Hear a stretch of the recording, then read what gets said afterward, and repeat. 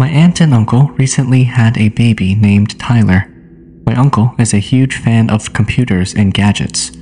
My aunt was fine with just having an old baby monitor that was given to her from a friend, but my uncle insisted on installing a camera system too. He always found excuses to buy new toys. After a few months, they moved Tyler into his room. This was when things started to get strange. Their son kept on crying at night.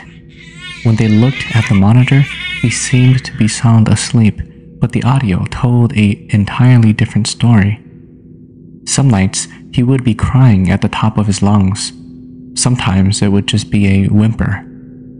Oddly enough, when my aunt or uncle went to check, Tyler would be sound asleep. They figured he was just having nightmares. We brought Tyler over to our house to stay over one night because my uncle wanted to surprise my aunt for their anniversary.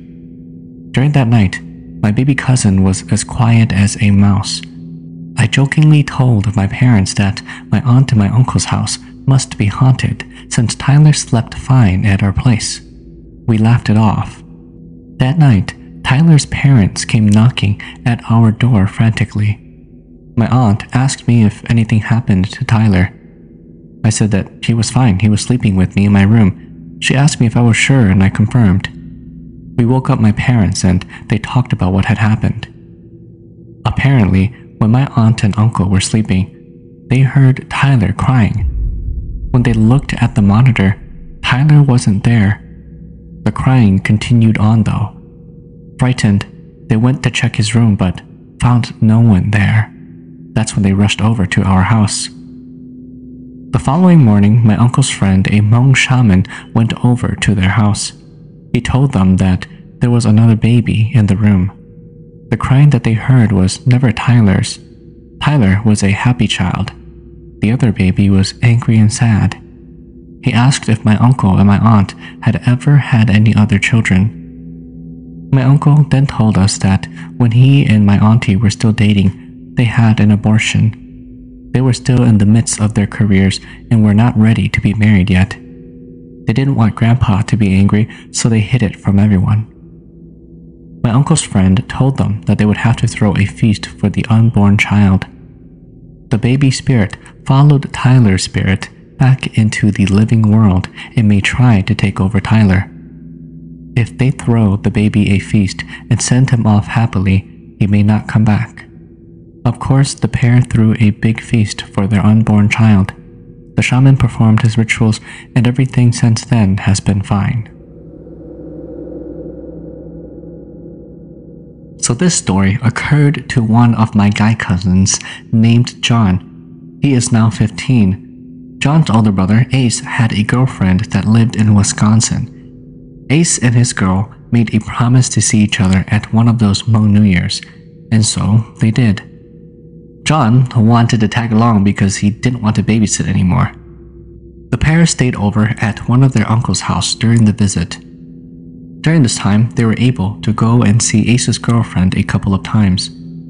On the third visit, Ace and his girlfriend were spending time in her room, doing their own thing. John thought to himself that he never went into the basement. Curious, he went and checked. When he opened the basement door, he felt a cold chill. He found it strange but didn't really care, so he just kept on going. When he got into the basement, he saw this big shrine-looking thing. He got curious, so he started looking around and saw a bunch of hair tied onto the wall. This really spooked him out, and goosebumps formed all over his body. Terrified, John went back upstairs with his hair sticking up. The two brothers went home a little bit after the incident. Nothing really happened the first night, but on the second night, John had a dream of seeing a young girl sitting at the edge of his bed crying. When he woke up, it was already daytime. He remembered the dream, so he touched the spot where she was at, and it was cold as ice. John told his uncle about it, and they took him to a shaman, where they learned that there was a spirit of a girl following him. He got sick and they tied a red string around his neck, and he got a little bit better. The two brothers went home. Their uncle called their mom and told her about it. Their dad called a shaman to come and do jingle bells to send the girl into the afterworld, but that didn't work. After the shaman finished performing his rituals, he told their parents that they'd have to find someone to sleep with John so that the girl wouldn't come bothering him. He revealed that the spirit saw John all alone, so she wanted to be friends with him. Okay, but that just gives me more questions. What was the big shrine-looking thing and all these hair tied onto the wall? What the heck was that? This took place in Fresno, California, not too long ago. It was late at night, and I had just gotten done drinking at one of my friend's place. I was feeling pretty buzzed, and my friend had asked me if I wanted to sleep over, since it was pretty late and I had no ride home. I told him I couldn't even if I wanted to stay, and that I had to get home. Before I took off, he gave me a pocket knife and said, "Take this. You might need it. Be careful on your way home." I shook his hand and started walking home. At first, everything was cool. I didn't seem to be paranoid until 20 minutes later when I got to Calwa Park. It was dead silent with no cars passing by, so to keep me from being paranoid, I was looking around until something caught my eye. In the middle of the field was a person. I couldn't see it at first until I finally got a better glance at the person's face. It was an old Hmong lady in these Hmong clothes for the dead. She had a rotten face and a long, bloody tongue reaching down to her chest. I got so scared that I started running as fast as I could. Fearing that the thing would be chasing me, I turned my head back to look, and there it was, running after me. After running for about 2 more minutes, I looked back again, and it was gone. I was relieved that it stopped chasing me, so I took a quick rest and began walking home again. Right when I got near Terranez Middle School, I heard footsteps running behind me as if someone was trying to catch up to me. I turned around and looked, and there it was. It was the dead old Hmong lady running after me again. I went into a full-on sprint, but no matter how fast I tried to run, it seemed like the lady was getting closer and closer. My eyes began to fill up with tears, and I said to myself that I did not want to die. As I got closer to my house, I started running. I ran into the neighborhoods near Terranez until I reached my house and started to bang on the door, waiting for someone to open up. My mom quickly opened up the door, and I got inside safely. Crying and scared, my mom knew what was up. She quickly woke up my dad, and he started doing his shaman ritual to prevent any evil spirits trying to come inside into our home. After he was done, I went to sleep. That night, I had a dream of the dead lady chasing me all over again. The next day, I woke up and I wasn't feeling too well, so I laid in bed all day. My parents called a shaman to come over and to bleed for me. The shaman did all these kinds of rituals and tied a red string onto my wrist. He told me to wear it and never take it off. I did what he said, and these past few months, I have never seen or have been chased by a ghost ever since then. But he had a pocket knife on him. Why didn't he just use the pocket? Well, I mean, it's okay. Anyways. By now, you all know that I am Catholic, but one of my sisters and her family still believes in shamanism. The house that my sister lived in 1 year ago is haunted. Ever since moving in, they have had a lot of experience and a lot of bad luck. Money seems to not be enough anymore, and her kids' behaviors did a 180 for the worst. She went to seek guidance from a shaman to check and see what was the cause of all of this. The shaman told her that she needed to perform a jingle bell to remove any unwanted spirits that are haunting the house. She performed the ritual at her house, and we all went over to help. After the process and everything was over, my kids and I stayed late to help finish cleaning. By the time we had left, it was already dark outside. I didn't know, but I had this weird feeling that something was not right. We got home, and around 11 p.m., my kids were sleeping as usual. My husband and I were sitting in the kitchen talking. Then I saw my middle daughter, Esther, walk up to us with her eyes closed, then walk back to her bed and started crying and screaming for me. She said, "They are everywhere, Mommy. The shadow people, they are standing next to my bed and under my bed." I was so scared I kind of froze for a moment. I then grabbed her and took her to the kitchen. She looked towards my room and screamed, "It's in your room." She was shaking so bad, I knew I had to do something. I took out my Bible and my stash of holy water and started to pray. Every word that came out of my mouth just did not sound right. I was stuttering. I tried my best with all of my faith, and I opened the front door and told it to leave. I then told my daughter to go back to bed, and I gave her the Bible to put under her pillow. She was scared but felt safe enough to go back to bed. My husband and I quickly cleaned up and prepared to go to sleep. From then on, my daughter would never go to any Jingle Bell event ever again. I believe it was because her spirit was weak, and the unwanted spirits attached themselves to her. My sister met her boyfriend through a friend of hers. They went out for their first date. They clicked instantly. There were sparks flying, and it was a magical night. A few weeks later, he asked her out, and of course, she said yes. They were the perfect couple, but sadly, it didn't last long.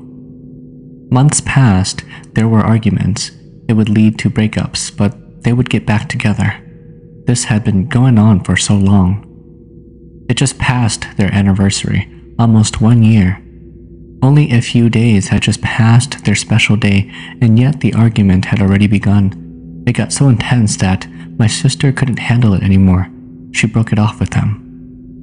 The next day, they talked again, but this time it was very different. They treated each other as if they were strangers. They don't call each other by babe or hun anymore, but by their names. They didn't talk much, but text here and there. One night, the ex-boyfriend had just gotten off of work and said that he was going to a boy's place to drink and chill. She didn't want him to go because she had a bad feeling, but since they weren't together anymore, she couldn't say anything about it. All of a sudden, he stopped texting her. She got upset and stopped texting him. She thought that the next day he would call her because he always did. The next day came, but he didn't call. Instead, she called him, and it got rejected. He would never do that, she thought. She really thought that he didn't want to be with her anymore because he changed so much. After a night and the whole day had gone by, nightfall had come again. He finally called her and explained that he lost his phone at his friend's house and that he got drunk. She explained to him that she was so worried and thought that they were really over. Out of nowhere, he said that he wanted to be left alone. He needed his space. At that moment, her heart broke into pieces. She held back her tears and said that it was fine. The next night, she went out with her girls to a party to get her mind off of him. The party was at some place in the woods in a cabin that was really big, pretty, and beautiful. She had a good time, but her mind was constantly thinking about him, thinking what he was doing at this moment. She told her friends that she was going to use the bathroom and would be back soon. This was a lie for her to get some fresh air outside. As she got outside, she got very emotional. She saw this lake at their cabin, and there were these kids swimming, and their parents were having a good time. She walked past them and didn't care anymore and said, "Someone take me away from this life. I don't want to live anymore. No one wants me, not my family or my boyfriend. I'd gladly die with no regrets." As she walked back to the cabin slowly, she dried her tears. She was about to open the door when she felt a cold wind. My sister got inside and asked her friends when they wanted to leave. They said that they would leave later. It was almost 3 a.m. at this point, and her friends were drunk. She was the designated driver, so she drove and dropped them off.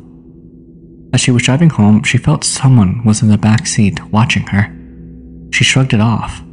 Of course, she was a little scared, but from what the elders have said, you have to be tough. Don't show them a sign of weakness or they'll overtake you.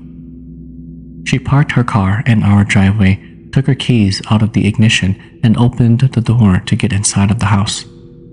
This whole time, she felt as if there was someone standing right behind her. It was so close that she felt it breathing down her neck. She turned and looked, and there was no one. Seeing nothing, my sister turned back and opened the door, then went upstairs to take a shower and get ready for bed. The next week, she felt sick. She said that she had a weird dream. She dreamt that she was sitting on a rock, just crying, and the lake was right next to her.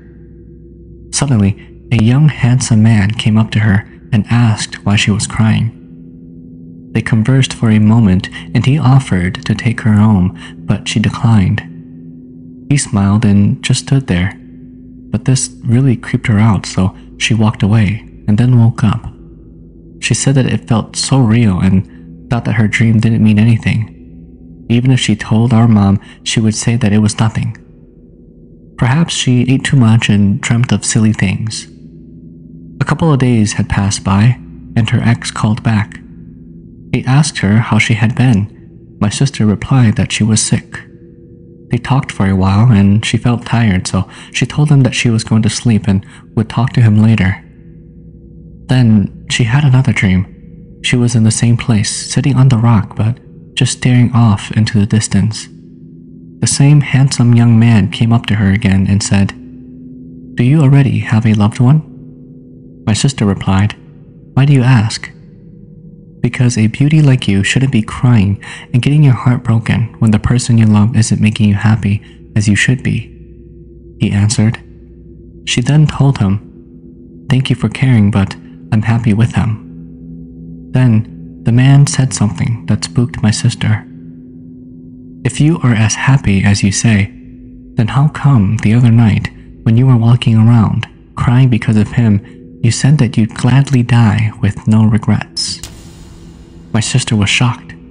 She asked him how did he know, and the man or entity said that it was there, but she didn't see him. Right there and then, she woke up from her dream. She felt scared and decided to tell her parents about the dream. We waited and waited for our parents to get off of work. She told my parents what happened when they came home, and they yelled at her for being so stupid. They hurried and called one of my uncles to do a ritual to see what was going on. He came and told my parents about what had happened. Hours later, after the ritual had been done, he said to my parents that the man in the dream was a dragon. He saw her crying and lonely. He felt her pain and wanted to take her away to be with him. He said that they had to find a more powerful shaman to perform a ritual for her as soon as possible, or it would be too late. The dragon spirit knew where she lived at, and they are very vicious. It's hard to negotiate with them. He recommended that a shaman could help, so the next day we'd have to prepare everything, and the ritual would be held at night. After this, our family went to sleep. She then had another dream about this man. She was at the same place again, but this time she was in the water, and it was up to her knees. The man was asking her if she liked him and would want to be his wife.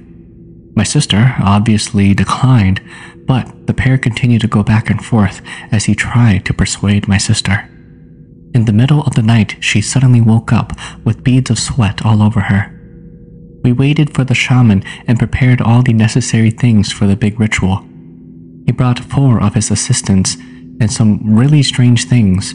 I don't know how to explain it. But as they performed the ritual, they told my sister to go and sit on the long table. She sat by herself and just waited.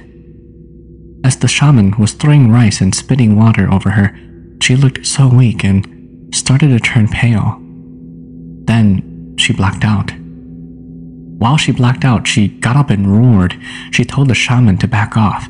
If he didn't, he'd regret it. The shaman bravely shouted back at the entity, stating that humans and spirits cannot be together. He did whatever he could to fight off the evil within her.